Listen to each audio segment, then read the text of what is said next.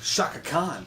Hey guys, welcome back to We Watch the Movie. I'm Mike, he's Jay, and we just saw A Million Ways to Die in the West. Or A Million Ways to Add Family Guy to the West. Yes. Because that's pretty much what happened. It's directed by Seth MacFarlane and stars Seth MacFarlane. It's the ultimate asshole. I mean, it's not really, but when you see it initially, it's the ultimate asshole move to direct a movie and make yourself the star of it. Typically, like Mel Gibson. Yeah, exactly. And Mel Gibson's my favorite. But automatically, when you see someone doing that, you know, the average person might be like, "Oh, what an asshole!" Yeah, because you know, if you were the star, how you direct something like that, it's like, no, seriously, we got to do it again. My fucking hair's out of order. Seriously, only I can get it right. Yeah, but I mean, that's not what it is. It's just like that's your initial reaction when you hear that. But I thought you were gonna say it is an asshole take on the West, and that's actually true. Yeah. The way they examine all the hardships of the West in the frontier days, the 1800s, it's pretty much like how a modern day guy would approach it. Like, you can die of cholera, you can get shot by bandits, you can get shot in a shootout, you can die of a fucking simple going to the doctor, and they exploit us in a modern sense of humor. Yeah, well, it's like if you took that guy, not even that guy, if you took Seth MacFarlane, not the character, no character, if you just took Seth MacFarlane and put him in the West and had a bunch of silly situations happen, A Million Ways to Die in the West. That's the movie. It's also got the hot Charlize Theron in it. It's got Liam Neeson playing a badass, like, villain cowboy in it. And it's got Giovanni Ribisi in a couple small parts here and there. And it's just, Sarah Silverman's in it. It's all right. I mean, it's not as bad as I thought it was going to be. I gotta say. I actually expected going in this and be like, it's just going to be another Wild West Will Smith. It's going to try to be funny, and it's going to be kind of stupid, and it's going to have a lot of action sequences in it that are trying to be serious, like, all the time, and then they're going to throw little bits of comedy in it, and it actually was pretty fucking funny. Like, it was, well, that's the thing. Like, it's exactly what I feared it would be. Because when I saw the trailer, I thought, Seth MacFarlane looks awkward.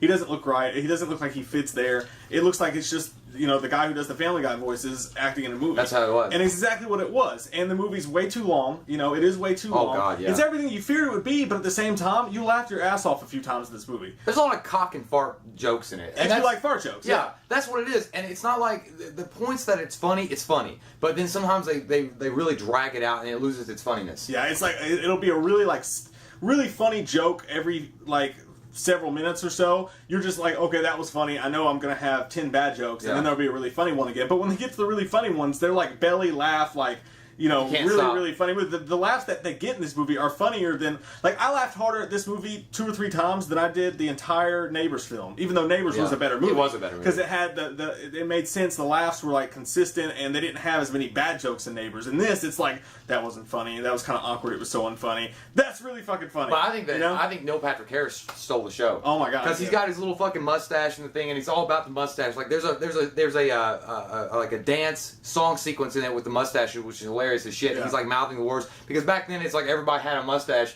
And Seth MacFarlane can't grow one, so he's like the odd man out. He can't afford to grow one because he can't afford the wax. The tonic, yeah, and that's what Neil Patrick Harris. He's like, look at my mustache, you don't have one. Like, surprisingly, Sarah Silverman was tolerable. Yeah. She wasn't in it as much. Like, I was scared that she was going to be in it a bunch more because I don't really like Sarah Silverman. I mean, I'm sorry, stake me in the fucking heart. I just don't like her that much. I don't think she's that funny. But in the parts that she was in, it was pretty funny. And she plays a hooker to Giovanni Ribisi is this like laid back, like he's a virgin, geeky guy, and he's never had sex with his girlfriend, but she's a prostitute. But they're Christians, so they don't have sex. That's like a running joke in the movie. But yeah, that's the whole thing. Seth MacFarlane's character hates where he lives. He hates the West. He makes fun of it and talks shit about everybody and talks shit about all the cowboys and how nasty they are. And then his girl, he's kind of a bitch. Like, he doesn't want to gunfight and stuff like that, like all these other roughnecks do. And his girlfriend, played by Amanda Seyfried, leaves him because he's not man enough for her. And then he meets Charlize Theron and blah, blah, blah, goes on and on and on. But it's like I said, it's way too long. They could have cut a half an hour of this. Well, it's not just that. Split. It really did feel like the whole thing was a Family Guy episode. Yeah. You know, it was like if Family Guy did an episode about the Old West and they put it, that would be what it is. I mean, there was quick edits, it was funny edits that they did. That, you know,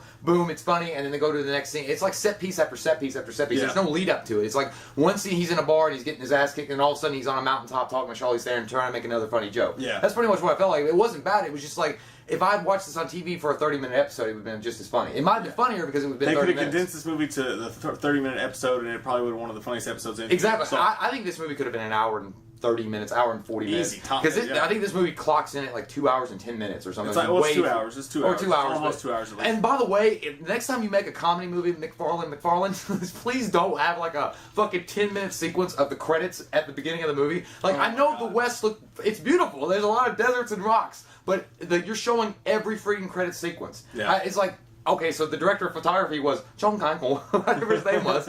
And I mean, it was just constant. And I'm like, can we just not get to the movie? It just kept going and going and going. There's a couple cameos in this movie. One of them, we still won't say who it was, even though they ruined it by the trailer. And if you were looking to see more of that scene, you don't. Seth MacFarlane, the thing is, I don't think he should act in his own movies because when he's on screen and he's playing his part, he looks like a comedian just telling his jokes on stage. Like he's like going through his material. He doesn't look like a character. He doesn't really fit in there. And I hate that for him, but I don't feel too bad for him because he directs, he directs funny movies and he directs funny shows and he writes hilarious shit. Yeah, so I mean, he's a really, really talented guy. I just think we know him so well as Seth MacFarlane now that inserting him into a movie is like.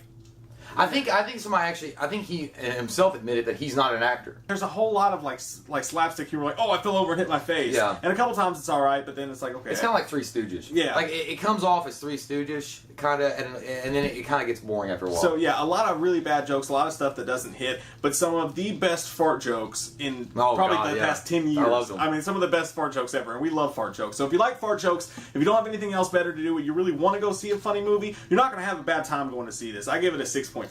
Yeah, I'm going to give it about a 7.0. I actually enjoyed it a little bit more, but, again, I'm all about fart jokes, and I think that was, when those happened, those were great. I mean, also, you get to see fucking, like, at what point in the West would you ever thought you're going to see a sheep penis? I know they have one, but it's just like, I've never seen one, and that's just fucking nasty, and it's funny at the same time. But, yeah, I mean, I liked it okay. So, sheep penis. Sheep penises are all about it. The question of the day is, what do you guys think about Seth MacFarlane? Do you think he can make it as an actor? Do you want to see him act in more movies? Do you like his movies as far as Ted and Main Ways Die in the West goes? Do you want to see more shit from him? Comment below, let us know. Until next time, I'm Mike, he's Jay, we'll see you guys next time. I always do the double, like, see you next time, we'll see you next time. We gotta You're Johnny 2 times. Just get the paper, get the paper. We watched a movie. Yeah. We watched a movie.